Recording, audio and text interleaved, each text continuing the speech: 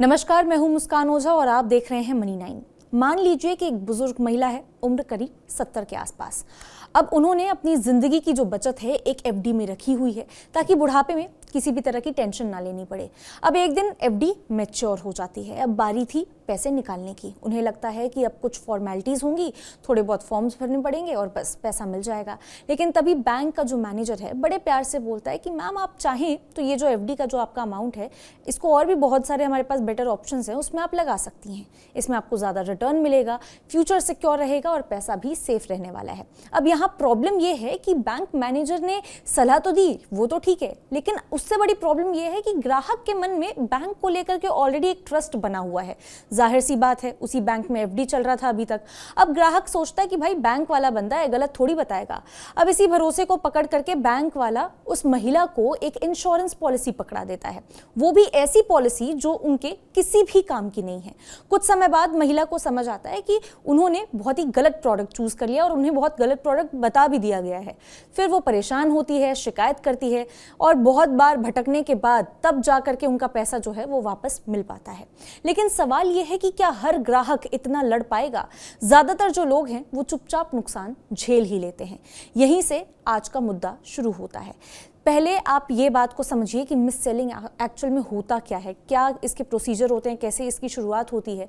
Miss selling का मतलब है ग्राहक को ऐसा प्रोडक्ट बेचना या फिर ऐसा प्रोडक्ट पकड़ा देना जबरन, उसकी जिसकी मतलब ज़रूरत नहीं है। ग्राहक को उसके ज़रूरतों के हिसाब से प्रोडक्ट नहीं पकड़ाया जाता। बिना पूरी जानकारी दिए और आधा सच बता करके फ़ायदा ही फ़ायदा ऐसा दिखा करके कि पता नहीं कितना ही प्रॉफिट हो जाएगा, ऐसा सोच करके, ऐसा दिखा करके, ऐसा प्रिटेंड करके वो प्रोडक्ट बेच दिया जाता है कस्टमर को। यानी कि ग्राहक को लगता है कि वो इन्वेस्टमेंट कर रहा है, लेकिन असल में वो ऐसी चीज खरीद लेता है जो उसके लिए भारी भी पड़ जाती है। मिस सेलिंग कोई गलती नहीं होती। मिस सेलिंग असल में बैंक के अंदर बने हुए इंसेंटिव जो पूरा आर्किटेक्चर है उसका रिजल्ट होता है।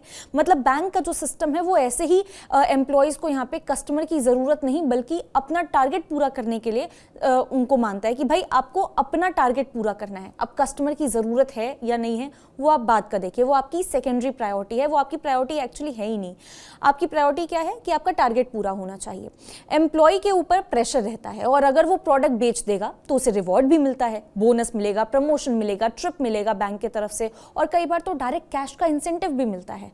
अब जरा सोच के देखिए, अगर किसी एम्प्लॉय को बोला जाए कि भाई हर महीने 20 इंश्योरेंस पॉलिसीज बेचनी ही बेचनी है, तो वो क्या करेगा? वो ये तो नहीं देखेगा कि सामने वाला जो ग्राहक है वो पॉलिसी के लायक है या नहीं है। वो बस इतना देखेगा कि कस्टमर के अकाउंट में पैसा अवेलेबल है या नहीं है। बस पैसा दिखा और प्रोडक्ट चिपका दिया और इसी जगह मिस सेलिंग जन्म भी लेती है।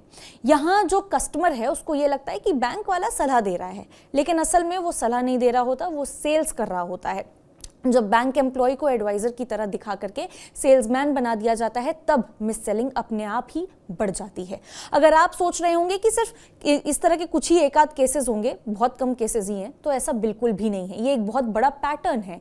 IRDAI के डेटा के हिसाब से 2024-25 में अनफेयर बिजनेस प्रैक्टिसेस जिसमें मिस सेलिंग भी आता है, उस जितनी भी कंप्लेंट्स है उसमें करीब 26,667 तक ये कंप्लेंट्स पहुंच गई और पिछले साल के कंपेरेटिवली 14.3% ये ज्यादा है। मतलब ये जो प्रॉब्लम है वो कम नहीं हो रही है, इनफैक्ट बढ़ती ही चली जा रही है। और इनफैक्ट इंश्योरेंस कंप्लेंट जो है उसमें करीब 22% का जो हिस्सा है वो पूरे मिस सेलिंग में वो सिर्फ इंश्योरेंस का ही है। यानी हर 5 में से एक कंप्लेंट जो है वो इसी से जुड़ी हुई है, इसी चीज से जुड़ी हुई है, यानी मिस सेलिंग से जुड़ी हुई है। सिर्फ यही नहीं, जब बीमा भरोसा पोर्टल पर लाखों कंप्लेंट्स आती हैं इसी चीज से जुड़ी हुई, तो ये भी और ज्यादा क्लियर हो जाता है कि मिस सेलिंग सिर्फ कुछ लोगों का एक्सपीरियंस नहीं है बल्कि एक सिस्टम की अब बीमारी बन चुकी है। अब एक टर्म है बैंक एश्योरेंस।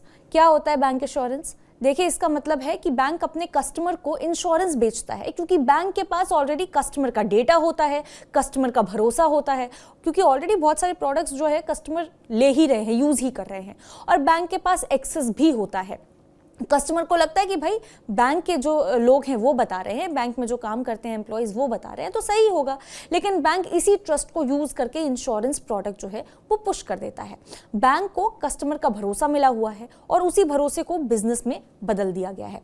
अब अगर आप ये सोच रहे हैं कि अगर बैंक इंश्योरेंस दे भी रहा है, इंश्योरेंस पॉलिसी बेच भी रहा है, तो इसमें गलत क्या है? ये तो बहुत नॉर्मल सी चीज है। इंश्योरेंस सेक्टर में बिजनेस तो देखिए बढ़ रहा है, प्रीमियम्स भी बढ़ रहे हैं, लेकिन यहाँ पे जो पॉलिसीज है वो बिक भी रही हैं। प्रॉब्लम यह है कि फिर भी इंश्योरेंस पेनिट्रेशन बहुत ज़्यादा इंप्रूव नहीं हो रही, यानी कि लोग पॉलिसी ले रहे हैं लेकिन सही प्रोटेक्शन नहीं ले पा रहे, और जो प्रोडक्ट बिक रहे हैं वो कई बार कस्टमर के लिए बोझ बन जाता है, यानी कि फायदा कस्टमर को हो ही नहीं रहा है, सिर्फ और सिर्फ एक को हो रहा है, वो है सिस्टम को। अब इसी वजह से यहाँ पे मिस सेलिंग का जो रूट कॉज है वो कस्टमर की इग्नोरेंस नहीं है, बल्कि बैंक का इंसेंटिव मॉडल है। अब हमने प्रॉब्लम समझ लिया है कि भाई प्रॉब्लम कहाँ से शुरू हो रही है, इसका रूट कॉज क्या है, लेकिन इसका सॉल्यूशन क्या है ये भी समझना बहुत जरूरी है। अगर मिस सेलिंग रोकनी है तो बैंक को अपने इंसेंटिव बदलने होंगे, कर्मचारियों को ज्यादा बेचने पर नहीं बल्कि सही सलाह देने पर यहाँ पे रिवॉर्ड देना होगा। ये चीज नहीं रखनी होगी कि अगर आपने इतनी पॉलिसीज बेच दी तो हम आपको ये इंसेंटिव देंगे, ये ट्रिप देंगे, ये नहीं। इनफैक्ट इसकी जगह ये बताया जाए कि भाई अगर आपने सही सलाह दी और सामने वाले को फायदा हुआ तो उसके वजह से बैंक आपको रिवॉर्ड देगा। जब तक कमीशन और टारगेट्स का दबाव रहेगा तब तक मिस सेलिंग बंद नहीं होने वाली है, क्योंकि एम्प्लॉय भी मजबूरी में वही करेगा जो जॉब और सैलरी के लिए जरूरी होता है। बाकी आप इस बारे में क्या सोचते हैं, क्या कुछ है आपकी राय, आप हमें कमेंट करके जरूर बता सकते हैं। तब तक के लिए देखते रहिए मनी9।